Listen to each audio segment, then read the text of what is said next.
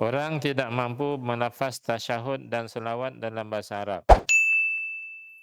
Orang tidak mampu melafaz tasyahud dan selawat dalam bahasa Arab. Sesiapa yang tidak mampu membaca tasyahud dan selawat ke atas Nabi SAW sedangkan dia mampu bertutur, wajib dia menterjemahkan kedua-duanya ke dalam bahasa sendiri kerana kedua-duanya tidak mengandungi mukjizat. Jadi batal tak solat orang yang nanti dia ada syarat dia lah dengan bukan bahasa Arab, batal tak solat dia?